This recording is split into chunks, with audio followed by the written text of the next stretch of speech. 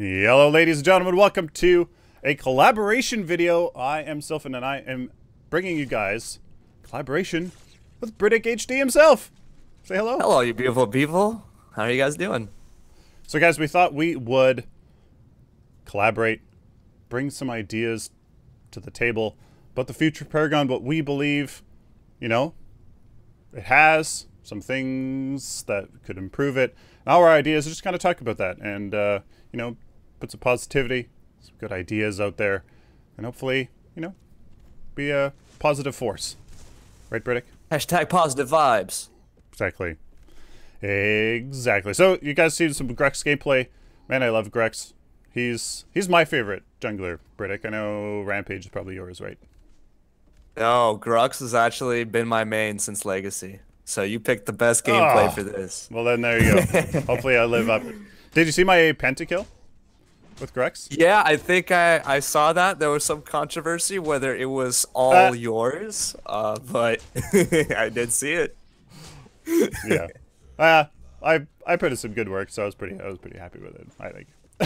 So the first question we are discussing, guys, is how has the recent past been for us?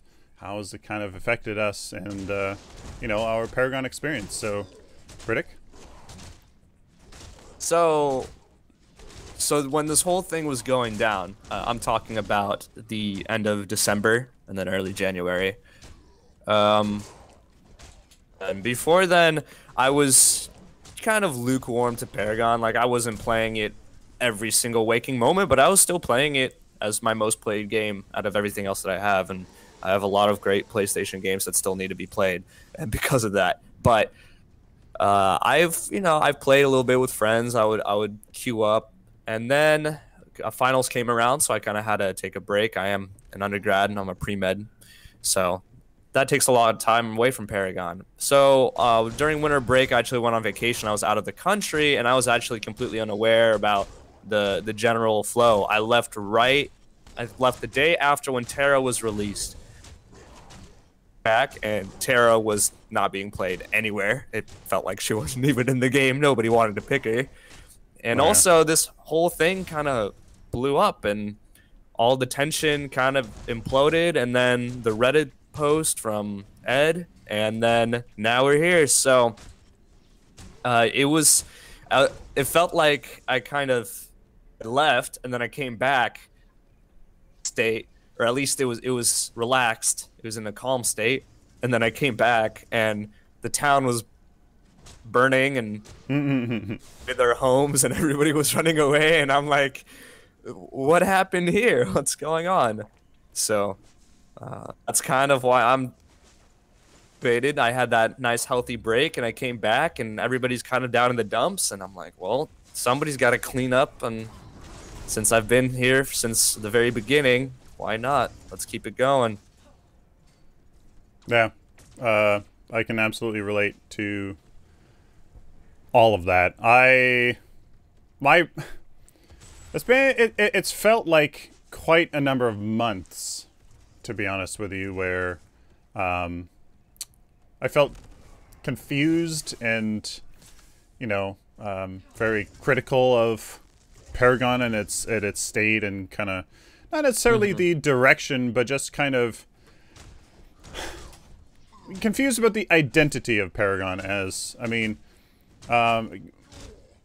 it's changed a lot since early access, and coming to terms with that fact, and kind of understanding that Paragon is literally almost a completely different game than what it was first kind of released / first envisioned and shown to the public. And that's the heroes, 100%. Yeah.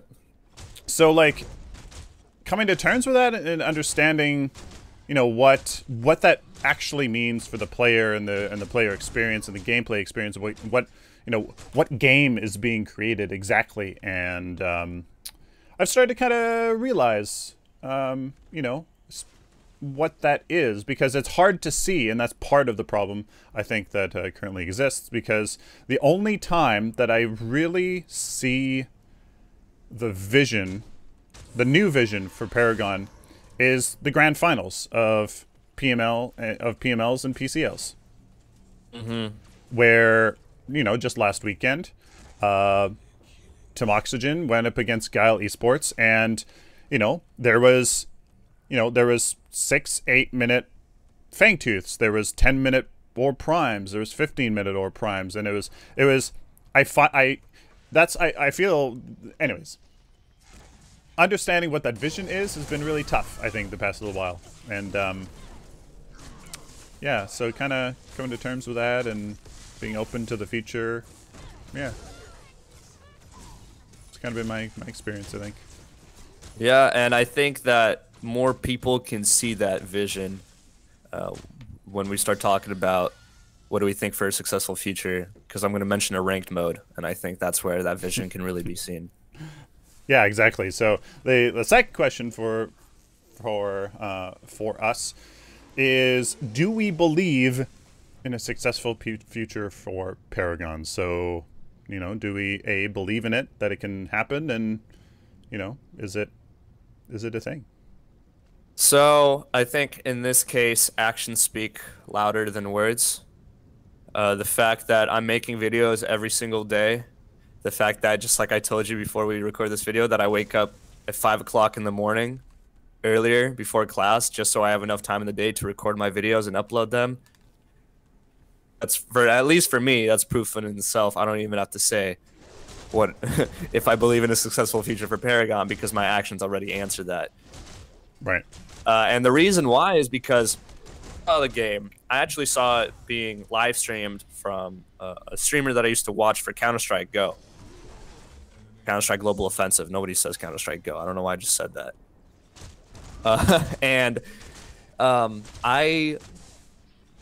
It was just so pretty to watch. He was playing Gideon back on Legacy, and it was just so pretty to watch, and it looked so cool. And I didn't even realize it was a MOBA at first because it was just so actiony. And then I got into it, and I loved all the micromanagement and everything that went when I started playing it more and more. And I was like, you know what? I want to make tips and tricks. I want to make builds. I want to make guides. I want to help people with this game because I want to help people get that first foot in the door and ease their way into this game, because it could be a bit confusing. I instantly saw the potential for competitive esports. That's usually when I think about when I look at games, because that's kind of, it's blown up. It's blown up over the past years. ESPN now covers what is it? It covers 2K, and it covers, I think, Overwatch. I think the Overwatch League is in partnership with ESPN, either that or CS:GO. I forget which one specifically. The ESL, rather. The ESL is in partnership with ESPN. But needless to say, it's blown up, and it's going to keep blowing up, and that's what I think about. And I'm pretty sure that's what Epic Games keeps thinking about, because I'm sure, I think at this point, even Fortnite's been going competitive, or starting to get competitive, especially with the ranked leaderboards being incorporated in there more and more at a larger scale. That Paragon does have that potential. Paragon is super fascinating, like you said, with PCL and PML and everything that everyone, not just you, but everyone else in the community has done in the past when it comes to tournaments and competitive play. It has been so enjoyable to watch. It has been incredibly enjoyable to watch. And the thing with Paragon that separates it from League of Legends, for example, is that it's hard to kind of understand when you're looking at a gameplay of League of Legends really what's going on. I feel like Paragon captures that essence. It captures that moment a bit better, just because you're there in the third person, but also because it looks stunning. So even if you have no idea what's going on, you don't play MOBAs at all, but you turn this on, you see this on a screen, you look at it, you're like, wow, okay, this is cool. And yeah, I totally get what's happening. This dude is punching the other dude, and they're trying to beat each other, or this dude is shooting bullets at this dude while he's throwing daggers. Like, that's pretty cool, you know? And the whole sci-fi theme also is just, I think, pretty unique in its own sense. The answer, yeah, I do believe in the future of Paragon, and I do believe still in the competitive nature and the esports of Paragon. And honestly, I think it is still in a good spot. It just needs to fix a lot of bugs and glitches and smaller stuff that can finally push it out of open beta and into full release. I pretty much completely agree, but I mean, I would say literally the exact same thing. I see the potential. You know, it's an absolute gorgeous game. It can 100% have gameplay that equals how visually stunning the game is. I think it can also be as in depth as the visual fidelity, you know, might indicate, but also be accessible. You know, and I don't think complexity. I don't think complexity and simplicity are necessarily on the exact opposite. You know, are on the proverbial teeter-totter, even though they are exact opposites. Yeah, I do believe in the successful future for Paragon, and that's why we're here fighting for it and talking about it. I think on that note, it needs to be easy to play and difficult to master. Exactly. And I think that the first part of that sentence is struggling a bit, which is why we're trying to help it out. Yeah, no, exactly. Absolutely. Well said. So the third question is, as I annihilate 2 enemy heroes, do we think a successful future pardon me. What do we think is a successful future for Paragon, and what would that look like? What do we believe needs to be implemented to make this happen? This is the meaty question. So, like I alluded to earlier, ranked mode, I think that's a priority, to be honest. I know Epic has had matchmaking issues with this game in the past, and they still do, but there is still an internal MMR system. I don't know where some people in my comments in my videos are talking about how there's no skill-based matchmaking. That is, unless they did something while I was out of the country, I don't think that's ever changed. I think there's still the same exact in-game MMR system. You're still playing against people that are relatively around your skill level. It could be way, way better. That's, of course, obvious. But I think before then, we should even if the general matchmaking system is kind of poor, because at least with the ranked mode, you can have a more streamlined system, and it could be more apparent and more visual and more incentivizing to kind of shoot for something else besides going off of third-party websites like Agora.gg, which now very many people don't even look at. Back when, I mean, it used to be super popular. Everybody used to care 110%, a bit too much about what your elo was, and now nobody even asks the questions, it seems. So, separate from a casual playlist would definitely help a lot, and it wouldn't divide the audience at all. It would actually bring more people to the game because it would create an incentive. I think that's a very big change that needs to be implemented. I feel like the item system in general needs to be a bit. I propose something in one of my videos here, shameless plug.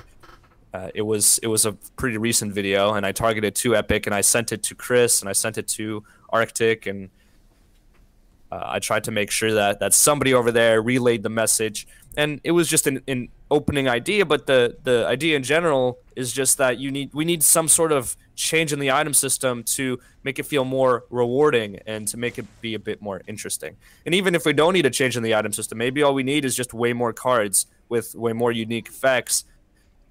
Oh, absolutely. Building the same decks. Everybody's building the same decks. Everybody already found out the best deck for DPS, the best deck for tankiness, the best deck in general. And that's it. That's all you need to do. You just need to use that same affinity. If you want to deal damage, you're going to use OPD Militia. That's what it is right now. If you want to be a tank, you're going to use Unbroken Spirit. That's just what it is right now. And it still is. Even though they nerfed it recently, it's still a great card because it gives you so many different stats. And it's just so useful. So the thing is they really need to make it so it's easier to come up with more interesting builds so that the builds not only are just about numbers, but they fit to certain play styles, and not just that, but they fit to certain team comps. Yeah. So if you have, there could be cards way out of the park, but you can have cards that their effects only activate when you are near a hero that does melee damage, team fight. Like it's a card that promotes team fighting. Or, for example, like a support card could be grants I don't know, grant health to melee heroes and grant damage to ranged heroes around you for 8 seconds when you. So, you know, stuff that really makes you value your choices in the game. Right. Outside the box and make you feel like you've rewarded yourself when you've made those right choices.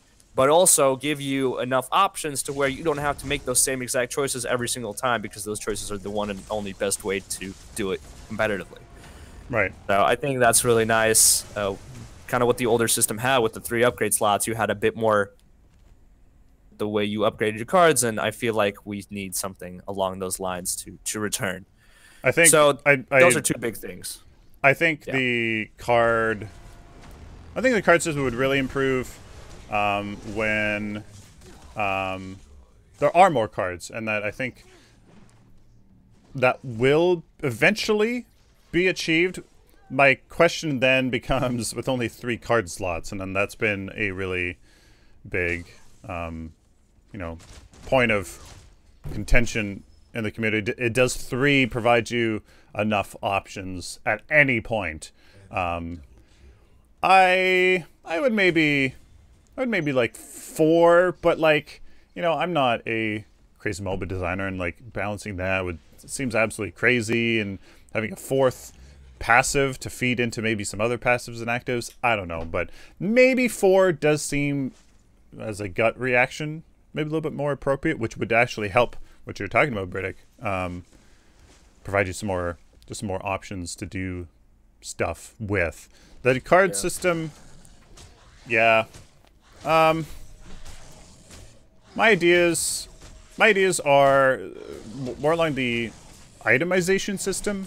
So like attributes and kind of reworking attributes and their stats, and you know, making each attribute have more oomph and giving you more primary stats, so that when you are actually, you know, 1,000, 2,000 extra gold above the enemy carry, and you are your carry, you know, that actually gives you 5 extra power and 4 extra attack speed, and then you can actually, you know, that's a tangible difference that you're like, hey, yeah, I am hitting, you know, a little bit harder than the enemy carry, and I can actually utilize that, not wait until I go back to base to get a card, to get back on the battlefield, to then use it maybe, you know, yes, you still get, what, 2 attack speed, 1 point something attack speed, and 1 basic defense or something like that, but like there's no really significant thing, and you know that increases,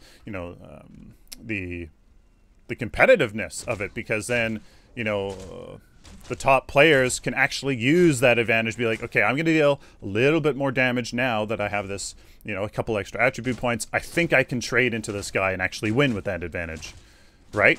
Wouldn't that be insane?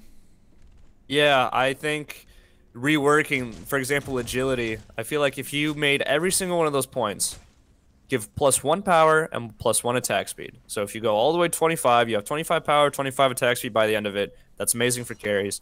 Vitality should have the basic armor on top of it. I feel like Vitality should have the health and then basic armor, and I feel like agility or ability armor, not agility, ability armor should be a thing that you can get points for, but let's just leave it at health regen as the 3rd option. And then mana and mana regen. Maybe you could also have power in intellect if you'd like, because as casters they need power too. So, you know, +1 power. Hold on, Britik. Looks like a good old crash. Go. So I think before the crash happened, I was talking about how intellect could also have some power points in there just to help with the casters. I feel like even a small change like that could be pretty good. Just switch something up. I mean, Paragon's at that stage right now where why not try something a little bit different and see if it works. You pretty much got nothing to lose at this point, but also at the same time, don't try something crazy that is going to change everything again, because I don't think they have the resources to do that in the first place. So just being a bit realistic, and also implementations that could help the game. Then yeah, so the other part of that question, future would look like esports. That's what when I think Paragon, I think esports, I think big arenas, I think it's at one point. You know, League of Legends is obviously going to keep growing and growing, but Paragon can grow to be very big too, especially with the input from China and from the Chinese audience. I think that it could really push itself out there once it gets its momentum, and it might be difficult to see that, but that's the vision I had since the very beginning. I'll see that. I still see that as the successful future for Paragon. 100%. I think thriving esports absolutely can happen. I think, like, you know, a bigger player base. They just a game that is known, and I think it will become known. You know, once it's released and fully developed and fully promoted and all that stuff, I think it will truly become fully known and you know, be a prominent title that's out there. So, of course, I think a strong tutorial would be an indicator of, you know, something that would absolutely need to happen, and it will. I mean, it just will. Like, I can't believe that they would not include a tutorial, you know, a strong tutorial when releasing a game like Paragon. So, yeah, those ideas. Should we move on to the next question? Sure.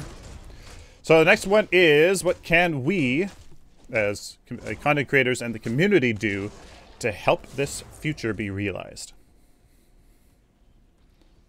So, I like that you mentioned a tutorial, because you're doing the official, quote unquote, Paragon tutorial. Yeah.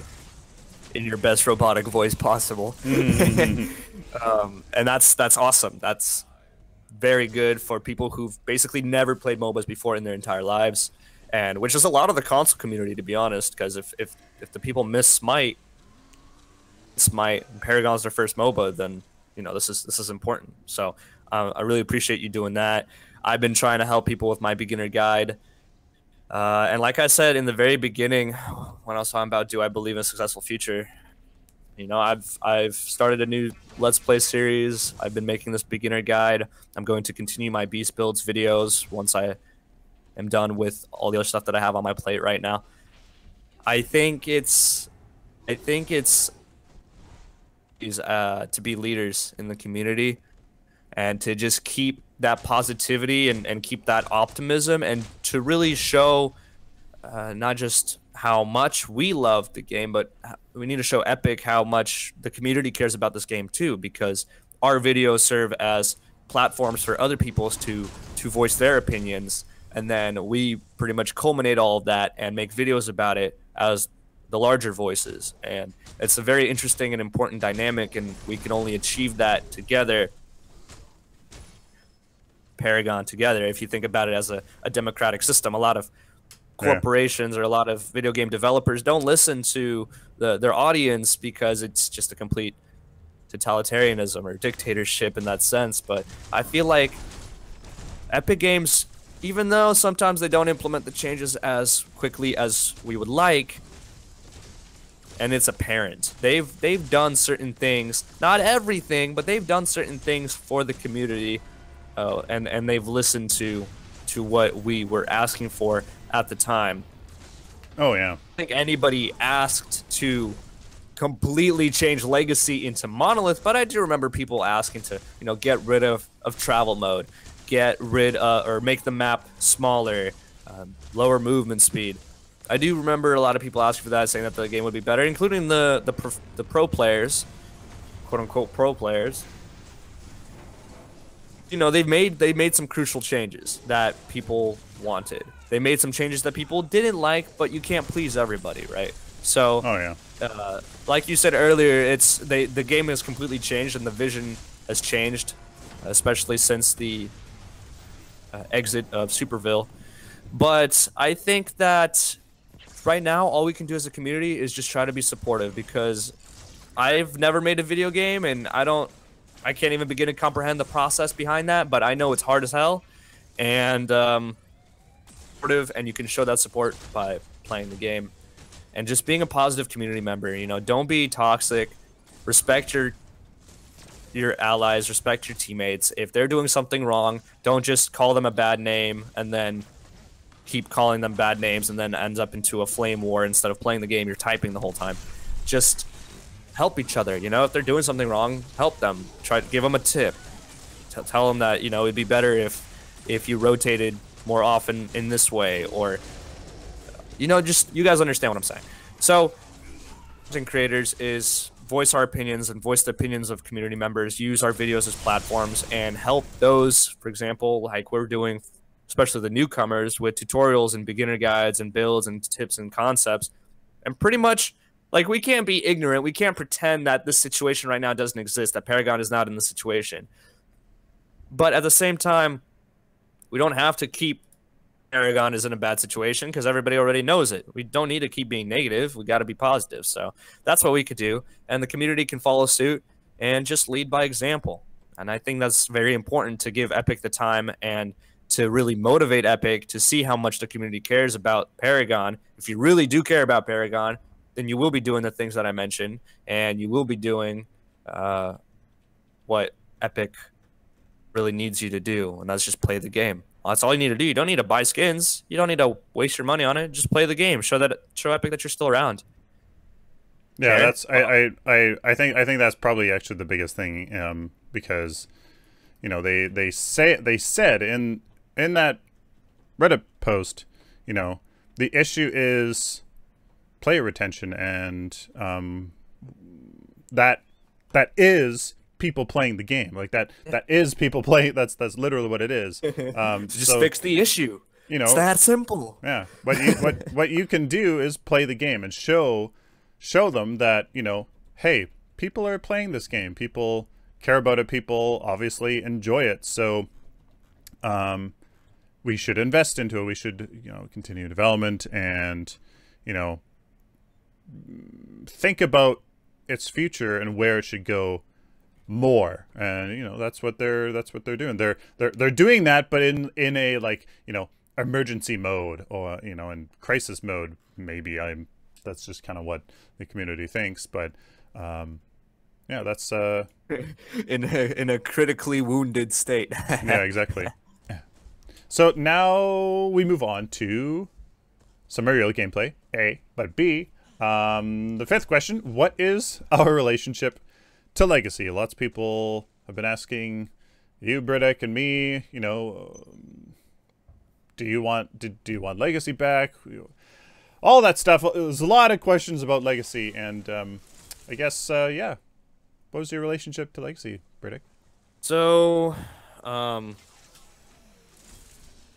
Legacy is that when a lot of people started playing this game, they played the game fresh. They didn't know anything about it. They didn't have this relationship with the developers where they became critical yet, because they're still what it was all about.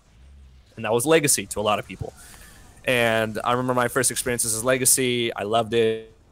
I loved Gideon back then. He was super overpowered. Every hero was super overpowered. I mean, you had Rampage, who just got health for his ultimate. You had Muriel with the crazy shields. It was a carry meta where you just had 3 carries, 1 jungler, and Muriel. It was fun times. It was nowhere near balanced, which I feel like a lot of people forget. Yeah. And I feel like a lot of people want to bring back Legacy for the sake of nostalgia.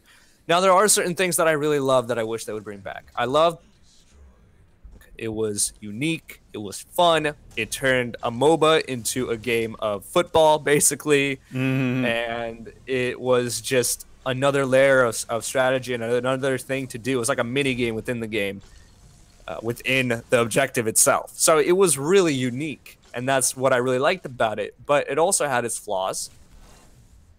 Provided for longer gameplays, for sure. And I know Epic in the past has made changes specifically to reduce game times, which some of us may or may, you know, agree with that, more or less. But the thing with Legacy is that culmination of ideas. It was just, let's do this, let's make this hero do this, and let's make this hero super strong, and there wasn't too much balance. Whereas in Monolith, it's very difficult to argue that it's less balanced than what Legacy used to be.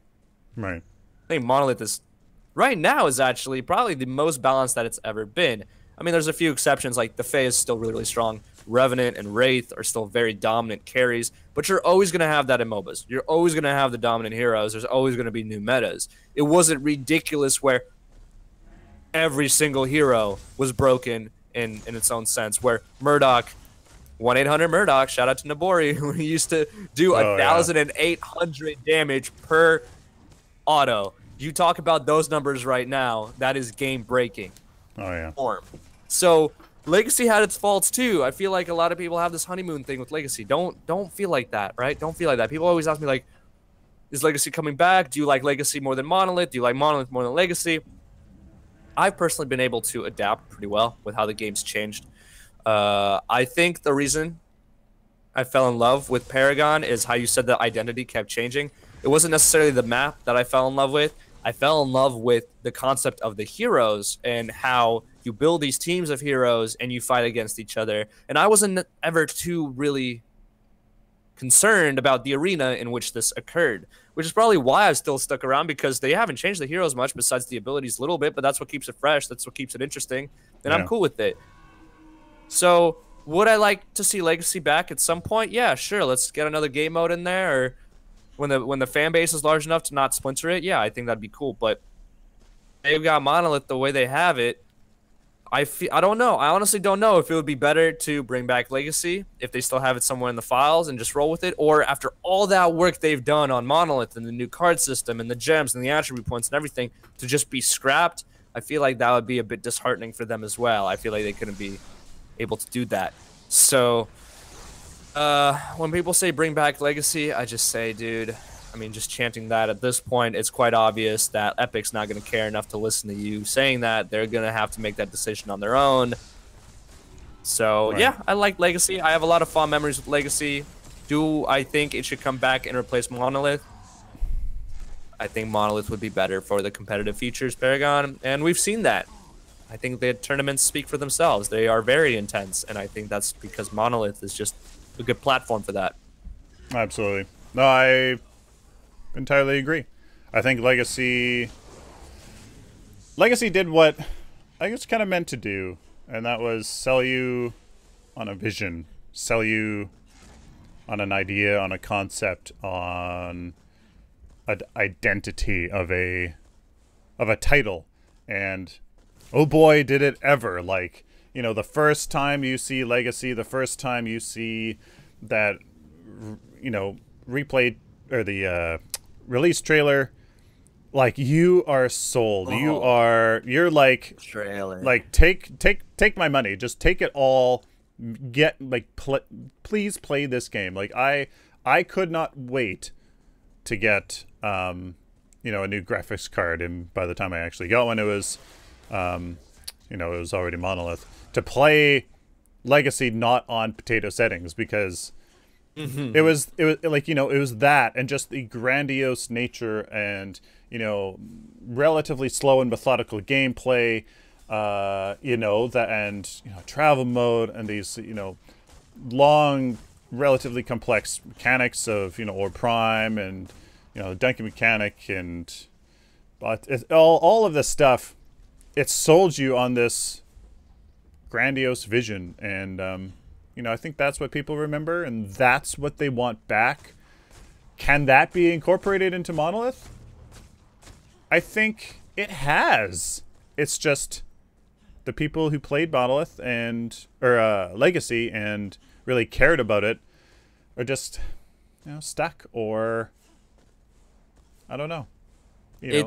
I think also part of it is the execution of the vision. I feel like at this point we should not be experiencing so many crashes as people have been complaining about. We should not be experiencing other silly glitches. I mean, this is a little thing, but the theater replay system tends to have plenty of glitches, which can make playback very difficult. I'm sure you've experienced it at some point. Well, the viewers are seeing that right now. Yeah, you know, it sucks and it's sad, because the thing, again, I feel like making glitches back on Legacy, don't get me wrong, but because it was so early on in the process, people had a different expectation from it. They kind of understood that, okay, yeah, this thing is still very, very early. I mean, most games. What games do you know let you play them in such an early stage that Paragon lets you play? In an alpha stage. No games. Yeah. And I've never seen a game look that incredible in alpha stage before either. So that's the thing is the expectations are different too. And by now you would expect being optimized already and at least get the glitches and get the kinks out of the shirt, iron out all the kinks. But that's another thing that's really dampening that experience, that Monolith experience that a lot of people don't like. Besides, little balance things, but they'll get there in time. MOBAs are all about a constant balance. I mean, if a MOBA ever reached a point where everything was perfect and you never had to balance any of the heroes ever again and the meta was the same the entire time, it wouldn't be a MOBA anymore. Oh, yeah.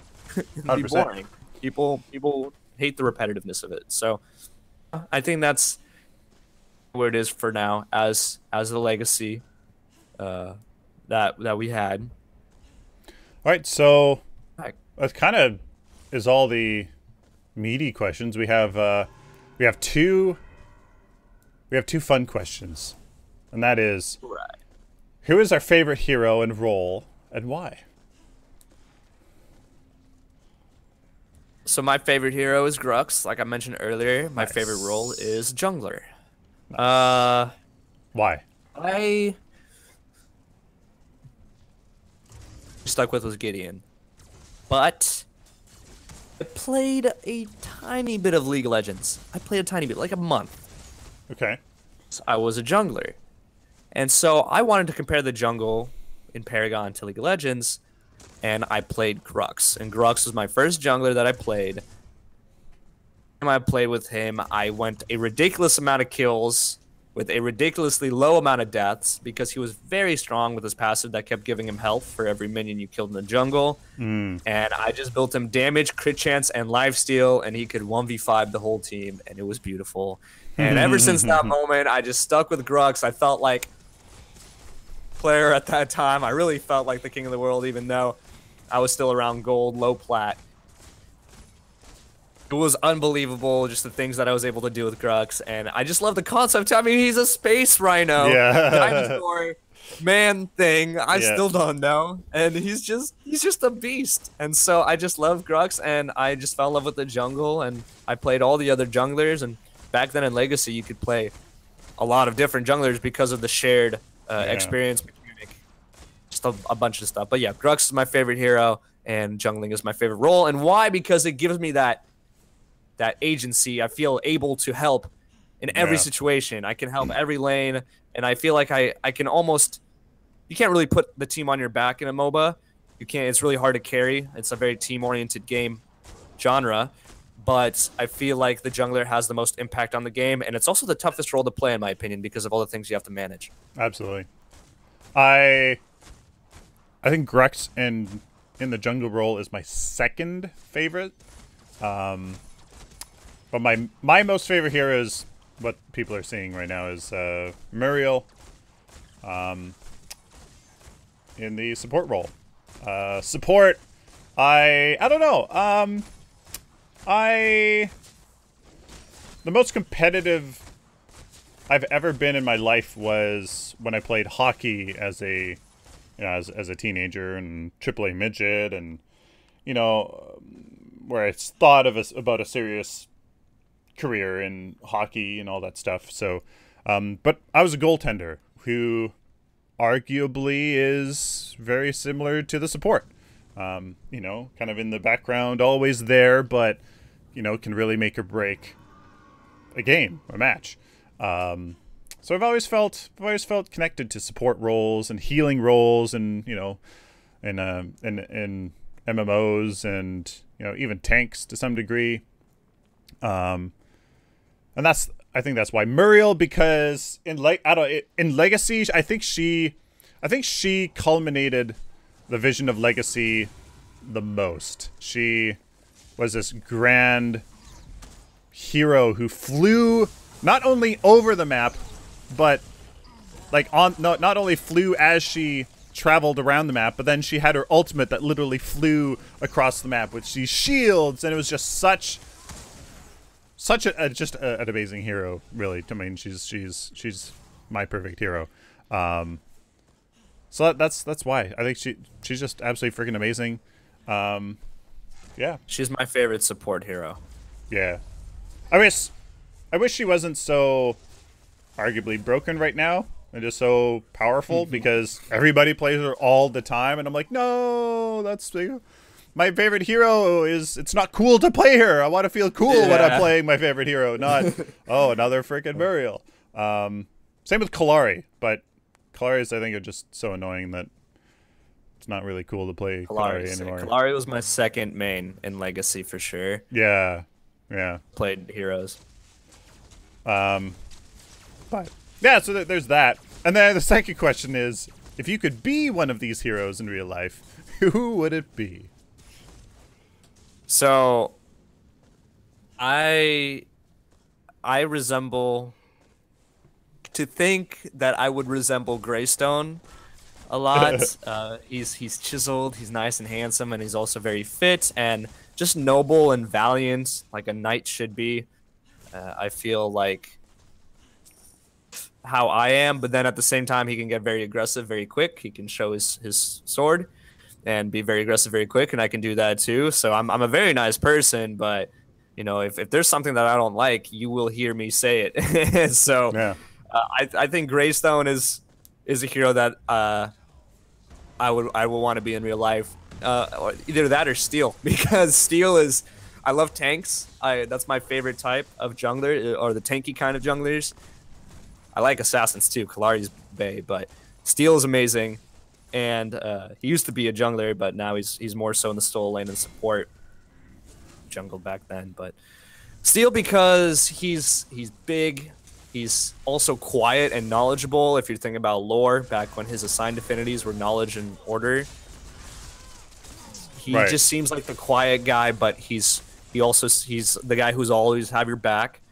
And he never skips leg day. I mean, if you remember his bull rush, man, doesn't skip leg day. He is fit. He is jacked. He's good to go. So either Greystone or Steel. Yeah, for me, it's gonna sound like a cop out, but Mariel.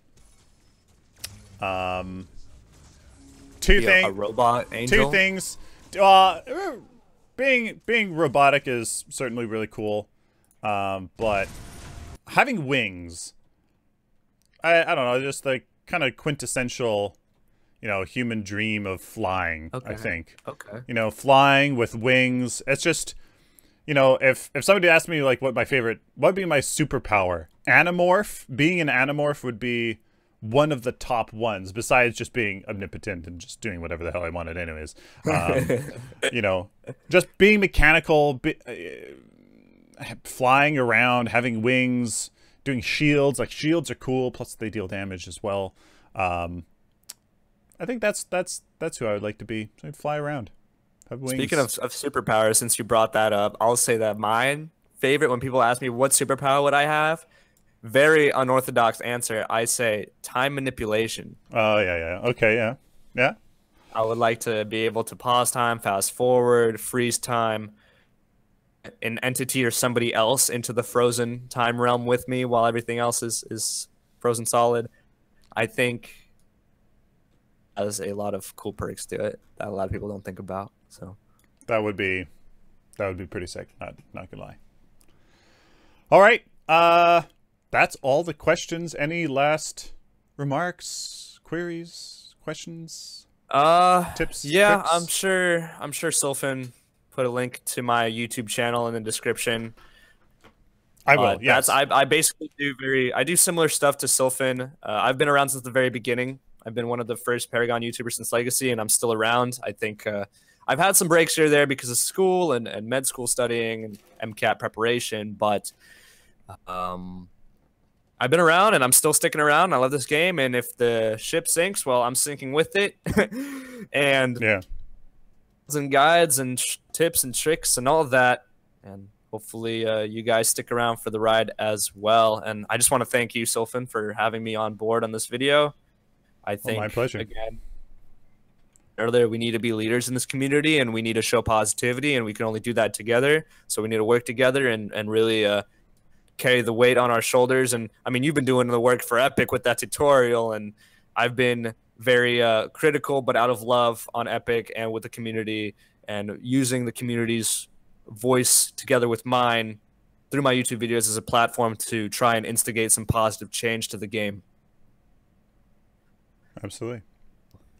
So ladies and gentlemen, that is it. Like was said, check Britik's links down in the video description. I'll have a link to his YouTube channel, also to his Twitch channel. I'll link his Twitter and stuff. If you guys don't know him, I don't know, where have you guys been? Really, that's that's what I would say. So thank you, Britik, for coming. Really appreciate it. Thanks for having me. Please like this video if you like it, dislike it if you dislike it. Share with the community, of course, guys. Subscribe. Totally forgot to do my webcam, so potato quality. Check the video description again for all of Britik stuff in there, as well as all social media and other links. Check out my social media. Huge shout out to my Patreon supporters, Twitch subscribers, YouTube sponsors for absolutely everything. The support recently has been just ridiculous. So support me, support other content creators, you know, out there, because the ones that are here, you know, have some really good things to offer. Until next time, like always, stay optimistic and positive.